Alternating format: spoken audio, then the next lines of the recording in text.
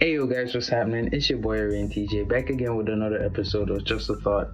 And this week I want to talk to you about the future of transportation. And I'm going to do that a little differently.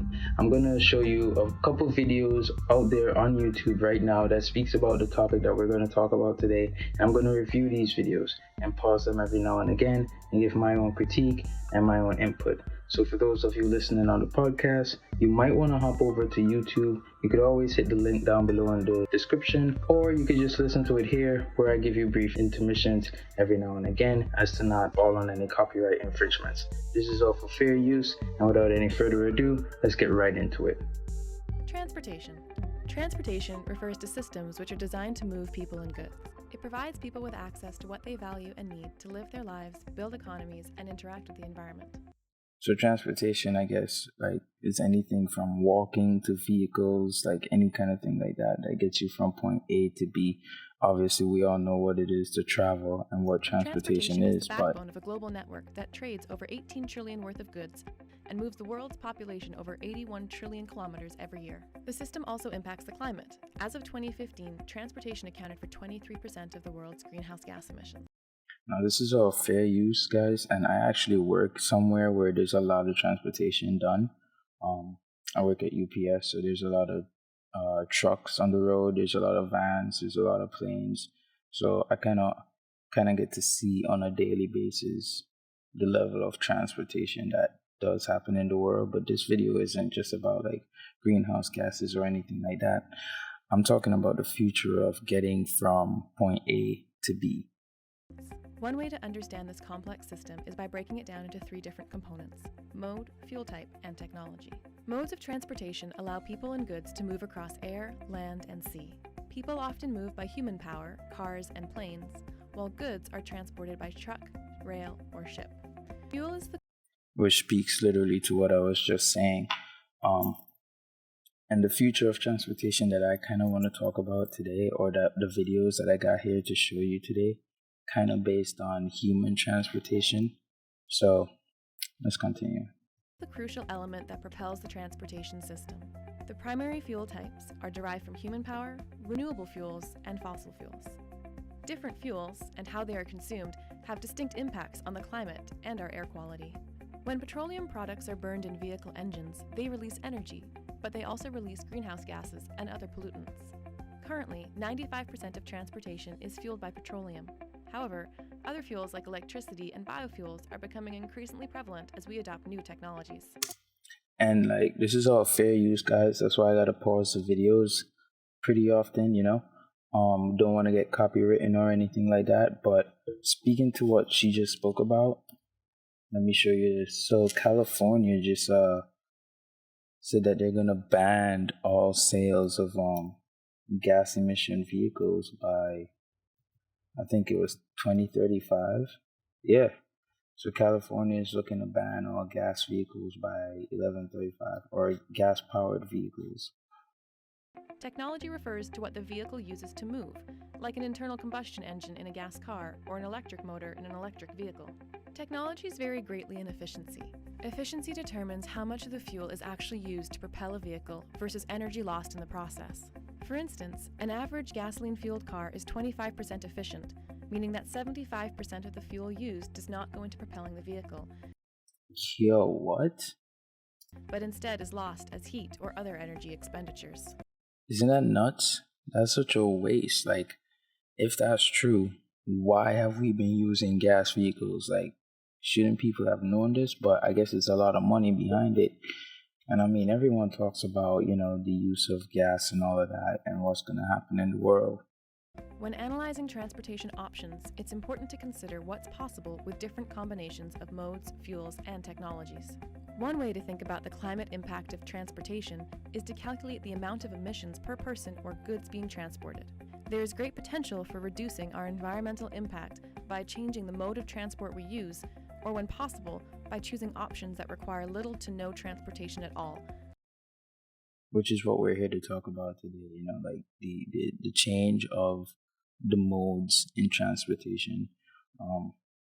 Like I said, all fair use, guys, just fair like use. eating local food or telecommuting. Since transportation is such an important factor of global carbon emissions, governments and companies around the world are increasingly looking to innovate. On the rise at the moment are biofuels, electric vehicles, mass transportation, and even new types of freight ships. Well, this video was made in 2018, which was before the pandemic. And obviously, it's been at least 4 years of innovation going on, so things have definitely improved. Different types of infrastructure, such as roads, railways, airports, and fueling stations, are essential to supporting transportation systems. Ensuring that these systems are also safe, clean, affordable, comfortable, efficient, and reliable is also critical in determining how they take shape in different parts of the world.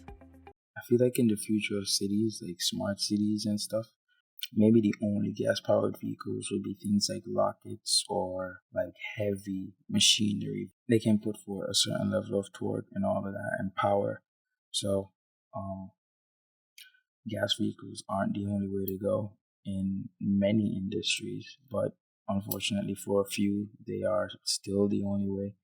But I really feel like very soon we're not going to be selling gas-powered cars, gas-powered boats, maybe even planes soon enough. Like, it's just going to be all electric, and then it will take, I don't know, maybe a generation or two for all the gas-powered vehicles to eventually end up in the junkyard, you know?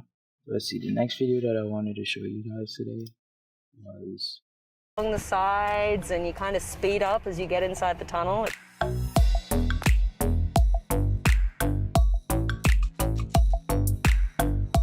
Normally, transportation in a big city like Las Vegas involves getting a ride share, finding a bus, or taking the monorail. But downstairs from me right now is the future of transport. Well, I haven't been to Las Vegas myself, but I hope to get there one day and maybe even test this out myself, because it seems incredible. The first time I heard Elon Musk talk about this thing, this probably wasn't the projected idea. It sounded like there was going to be an actual like pod in the tunnel, but now that he's implementing his cars, so it's like something that moved the cars. I think that's a cool variation to go, but let's see what happens, right? A fleet of Teslas driving through a boring tunnel that goes under the streets of Las Vegas, and I'm here to check it out.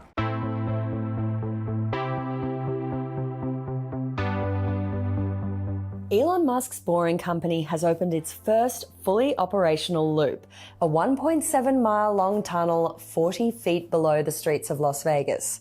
Built around the Las Vegas Convention Center, the loop is designed to transport passengers between 3 stops using a fleet of 62 Teslas. And when it's up and running, it can move up to 4,400 people an hour. That's a lot. 4,400 an hour and anywhere in any given place is a lot. It's 4,400 an hour. Let's do some numbers, right? In a day of operation, let's say an 8-hour day of operation. 4 8s is 32, so that should be something like 36. Well, let's see. 4,400 times 8 hours. 35, I was close. 35,200 in 8 hours. That's a lot of people. That's a lot of people. That's more than some countries. Or Model 3, there's still a human behind the wheel. And even when you get into the LED lit tunnels, the cars don't go above 35 miles an hour. It's still early days for the Vegas Loop, but it does have its advantages. I must say, it's just so good to be inside with the AC on, because it is like 100 degrees outside, and I really do not feel like walking a mile around the actual convention center. I could get used to like a gull-wing Tesla just driving me around wherever I want to go. And I feel like that's what's going to happen. Like, there are going to be Teslas all over. Yeah, there'll be other electric cars, but what Elon has done, what his team has done, is just, they're definitely pioneering. And I really don't see people or any other competition just coming out overnight and doing what they're doing, considering how many modes of transportation he's currently working on. And it's like a network being built right in front of our eyes. He started off the PayPal, he started off the virtual payment, right? Took over the solar, that's clean energy, right? He put that clean energy in electric vehicles. And then he put the material on his rockets, right? The same material he builds his cars with. He put that on his rockets, put that on his trucks. It's probably going to be the same material he puts on his rover vehicles to travel to the terrains of Mars. Like, it's a whole network and infrastructure being built. They're also going into homes, but that has nothing to do with this video. But yeah, I don't see anyone just coming overnight and beating him or this team right here, Tesla. And I see the future of smart cars just being a bunch of Teslas all over the road and maybe just being shared. People may not even own the Tesla anymore. It might just be an app where, or it might even reach a stage where there's just a constant amount of Teslas on the road running like a taxi service. And based on how the economy turns out and how free it is for these vehicles to run, or how non-expensive, I don't want to say cheap, but based on that, then maybe these might be running like taxis, and they might be smart enough at a certain point to see a human being fanning it down and probably saying taxi, and it pulls over, asks them where they want to go, and it takes them there. Maybe there might be a fee, I don't know, but I could see that. I can see a future like that coming. The Boring Company has been around for about 5 years now. It all began with a tweet from Elon Musk complaining about traffic. In the early days, it was pitched as a way of solving gridlock by building a massive network of underground tunnels spanning entire cities. Passengers could drive their car onto an elevator platform the size of a parking space and descend underground before zooming away. Boring even teased concept videos of transport pods designed to ferry up to 16 people at speeds of 150 miles an hour. We were promised rides from downtown LA to LAX in 8 minutes, all for just $1. But building a massive tunnel system has its challenges.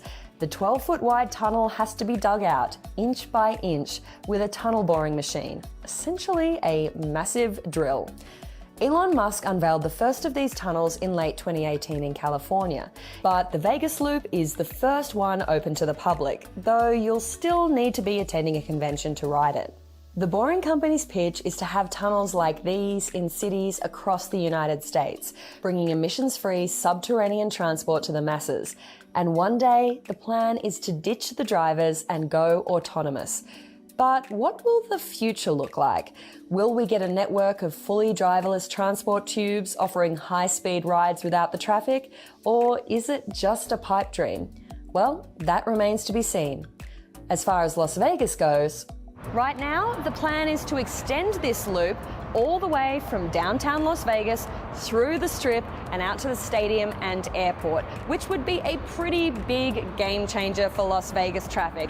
Imagine not having to deal with the snarl of taxis above, just coming down underground, getting in your Tesla and zooming away. Quite frankly, that's one of the future modes of transportation I wanted to show you guys. And that's incredible, isn't it? Like, imagine that in every major city as an extra way to get from point A to B.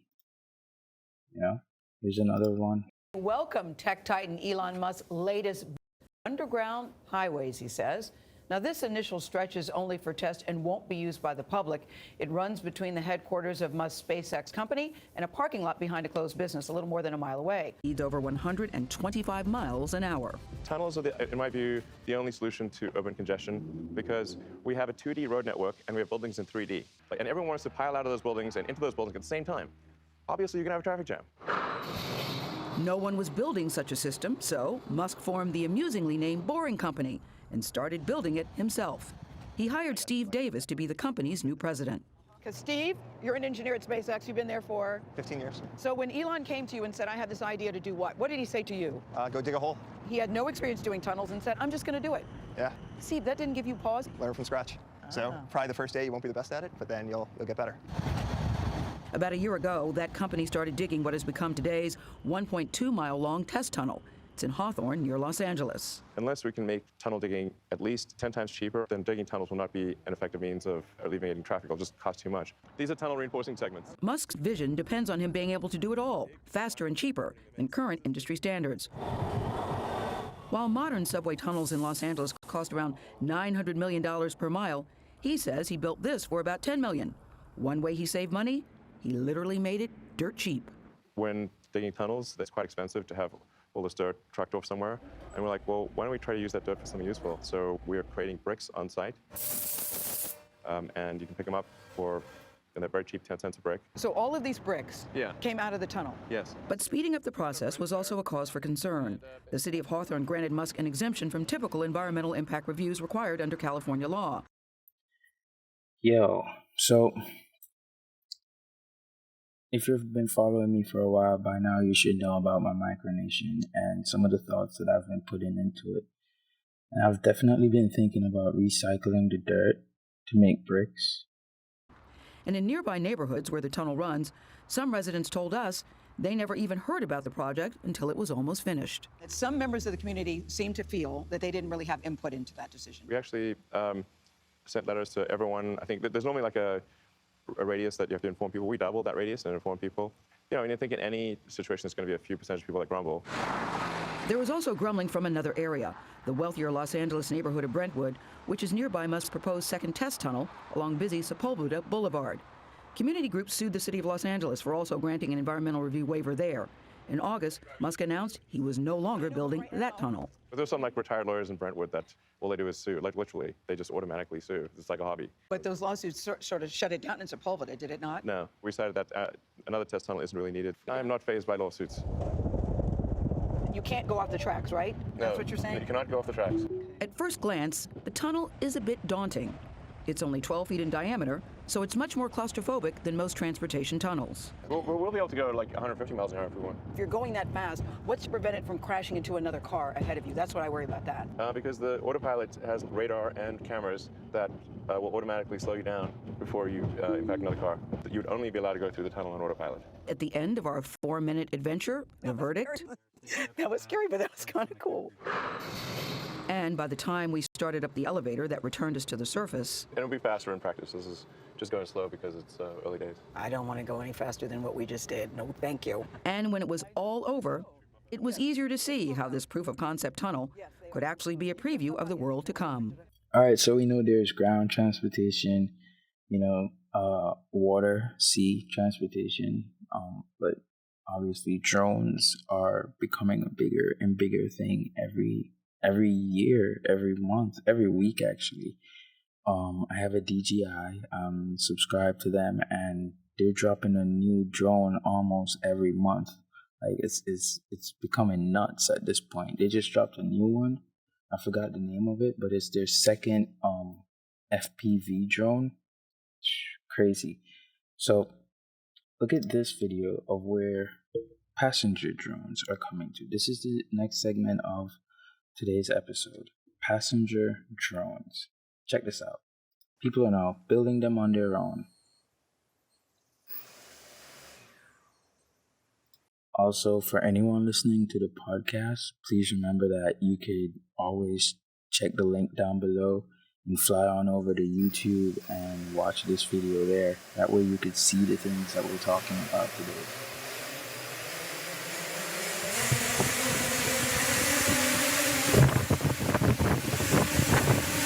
How crazy is that though, right?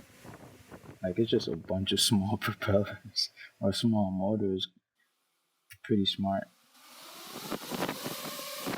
I actually have an idea for a new type of bicycle, a bicycle/drone.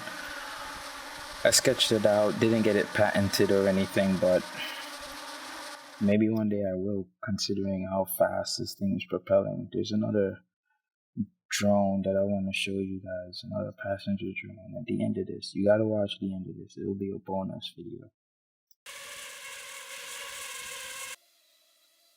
Look at this test flight.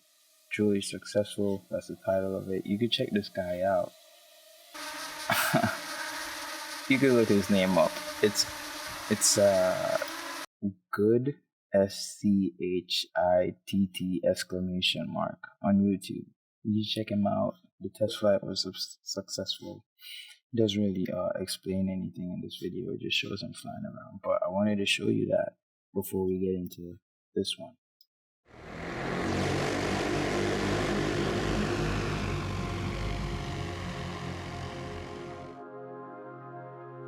Pioneers of electric vertical takeoff and landing aircraft say that the 2020s will be the decade when the much-hyped urban air mobility revolution becomes a reality.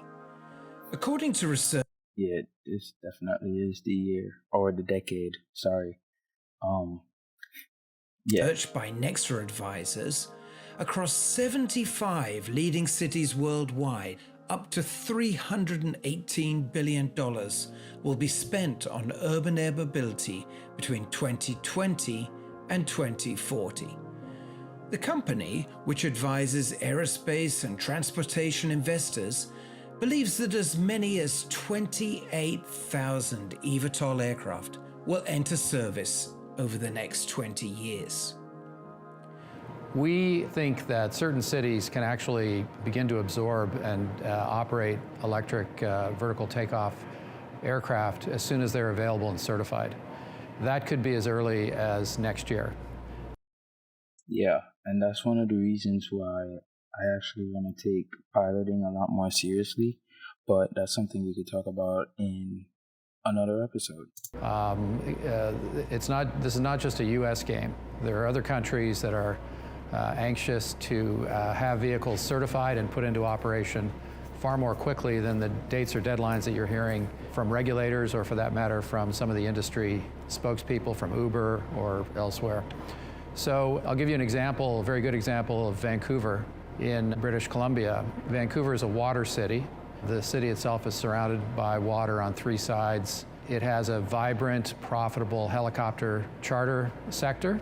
And NAV Canada is anxious to begin providing air traffic services for piloted vehicles as soon as they become available and put into operation.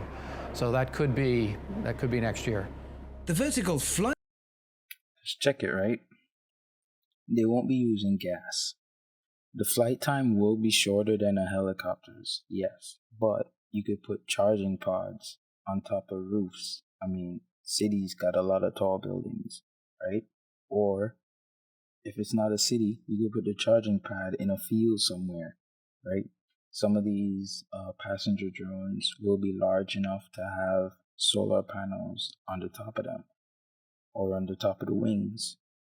It probably won't be enough to fully charge it, but at least it will extend the flight time, right? Organization that so far has mainly focused on supporting the advancement of helicopter technology now sees evtol aircraft as a big part of the industry's future.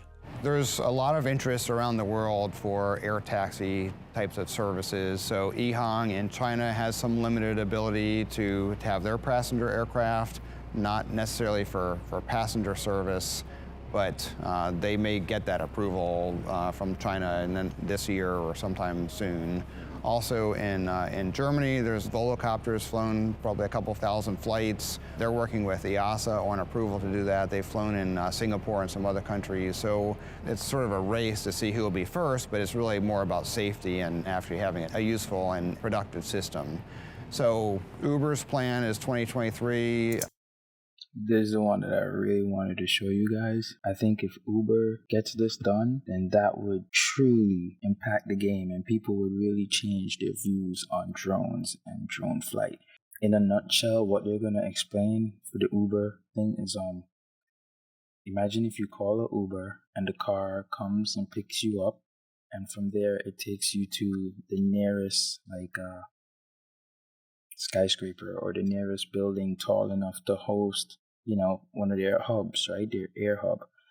You take the elevator, you go to the top floor, and then right there should be one of these passenger drones or evtol waiting for you.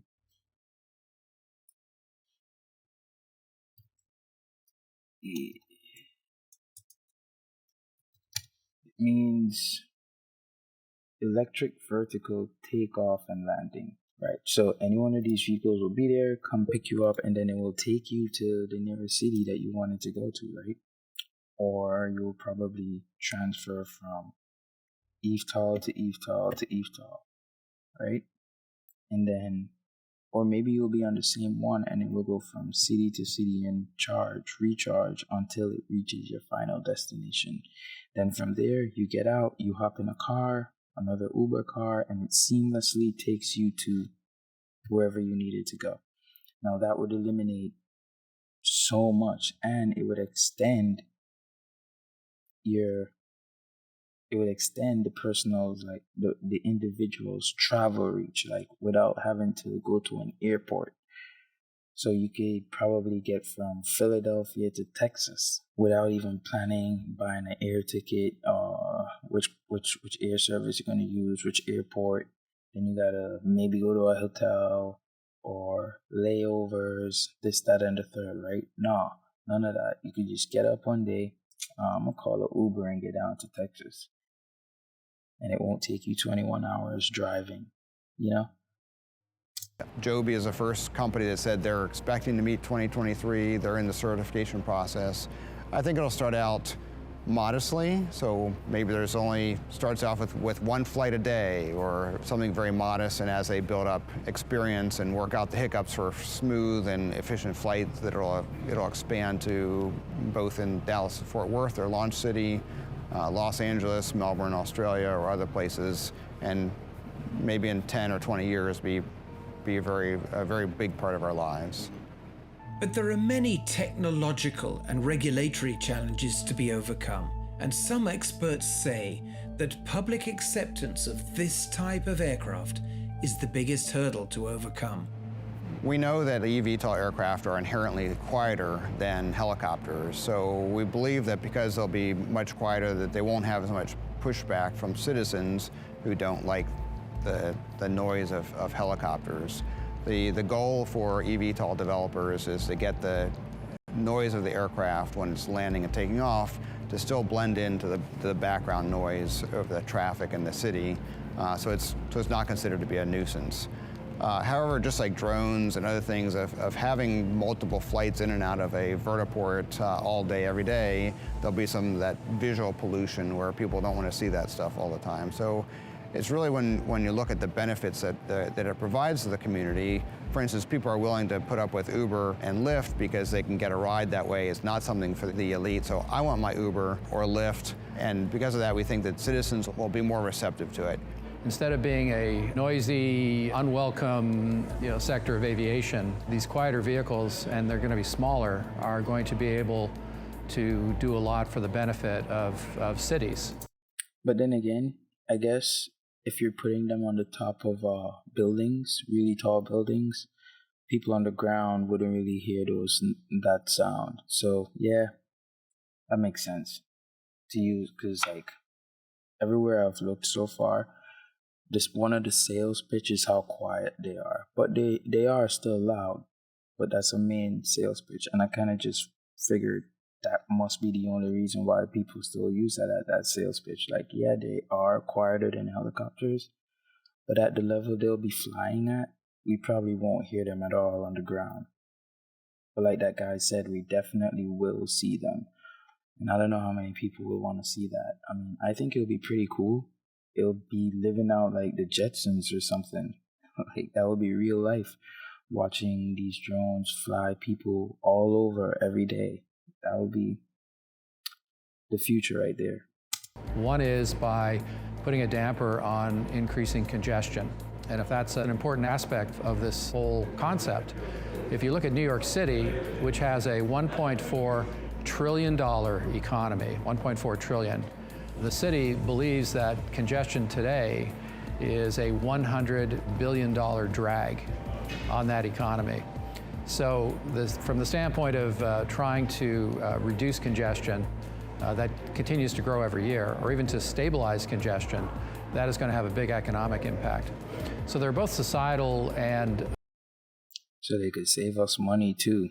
I mean, not just us, the individual, but us as in the people, the state, the cities, right? And then the drags from congestion, that money could then go towards the sustaining of these air vehicles or the improvement of our lives in our cities and hometowns. Economic reasons for this industry to go forward and hopefully succeed. Some of the new evtol aircraft are designed to fly autonomously. But are people ready to ride in aircraft with no pilot on board? Certainly with the scrutiny of the Autonomous Assistance Program for the Boeing 737 MAX, there is greater scrutiny for autonomy. And we've also seen this with helicopter. I've definitely spoken about this before. In my final year in college, I wrote a paper on the future of autonomous vehicles. I think I wrote one on another paper prior to that too. I've been thinking about this for a long time. And what I was bringing, the point I was trying to bring across in my papers or my writings was that autonomous first aid evtols would be great, that would allow the humans to focus on emergencies or operations while the vehicle flies itself. But then when I think about the autonomy of it all, and now with some years and some more fears and realities and truths, I second guess that, because what if something goes wrong? There's no human on board to pilot this thing. See, now, if for service vehicles or for first aid vehicles, emergency vehicles, first responders, maybe have at least one person on the shift trained to fly, so should something go wrong, they can overtake or take over, But for the passenger drones, I feel like there should always be a human pilot on board. And I kind of feel like some of that may be biased because I have my drone pilot and I want to do this. I think this would be pretty cool. I actually do want to get a passenger drone. The one I'm looking at is the one I wanted to show you guys at the end of all this, right? But anyways, back to this video. Greater autonomy in the cockpit, Bell with the 525 and fly-by-wire. So it's a new capability that we haven't had in the helicopter industry until more recently. So as people understand it, both the capability and the limitations, those will be able to apply to urban air mobility operations as well. We really think that autonomy will really be a key benefit for eVTOL aircraft, not necessarily required for first launch, but it will be able to increase capacity once you don't need a pilot on board. And urban air mobility's infrastructure needs pose significant challenges too, but also great opportunities. Those investments for ground infrastructure, we estimated to be about $20 billion for the 75 cities that we've looked at. I will say that while that might also seem like a big figure, the private sector will probably fund that, not governments, because the return on that type of investment is pretty good.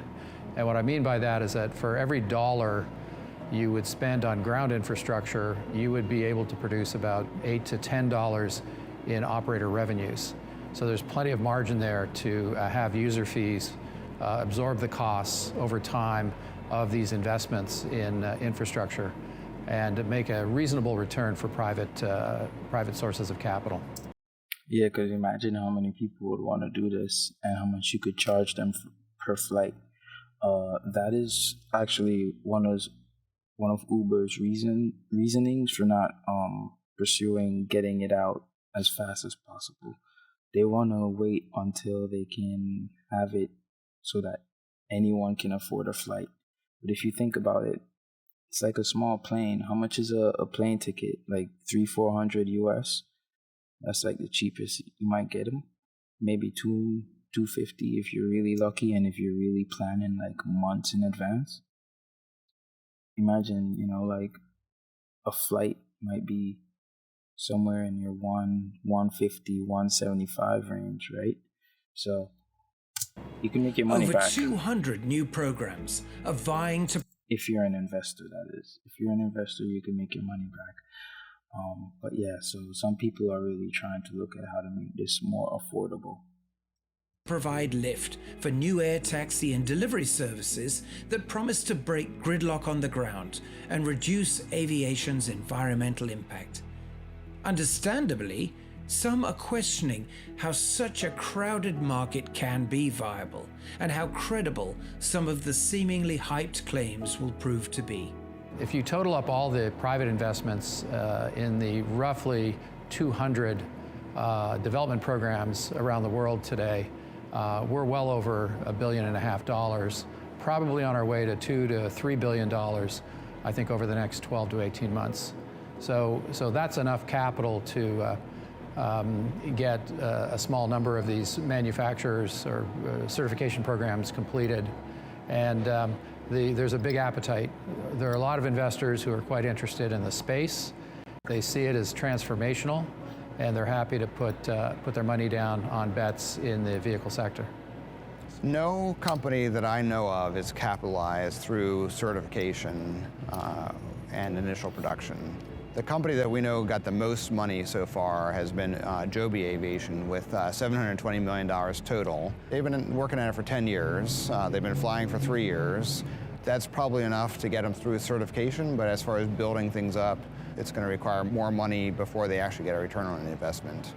The company with the next amount of money, there's a few that are in the $100 million, so Lilium, Volocopter, probably Kitty Hawk or Cora, which is now Whisk. So there's a few companies that are on a path to reach that, but it's expensive to certify an aircraft and put it into production and get a return on investment.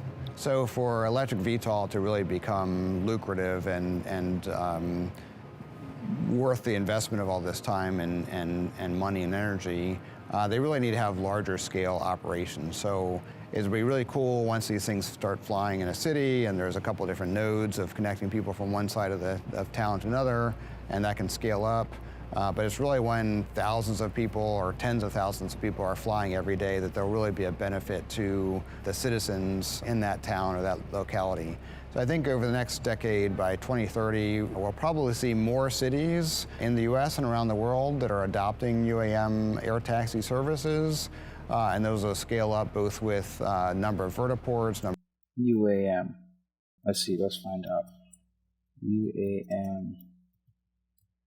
Urban air mobility. That's what UAM means. All right. Number of aircraft, the overall throughput, and also the number of cities around the world that'll adopt these air taxi systems. All right, so the next video that I wanted to show you guys was this. Well, honestly, I thought about showing you guys this one, and the next future of it all, like, why going faster than the speed of light is a paradox. That's for like the physics nerds. But instead, I'll just go straight to the end of this and wrap it up. So this is the Jetson 1. Let me just show you one or two of their videos. In fact, let's do it like this. Right, so it's $90,000. That's a good bit. $20,000 down payment. But it's a one-seater, and it's software locked. The max speed is 65 miles an hour. You just check out this beast, yo. Like, this is a drone of drones for me right now.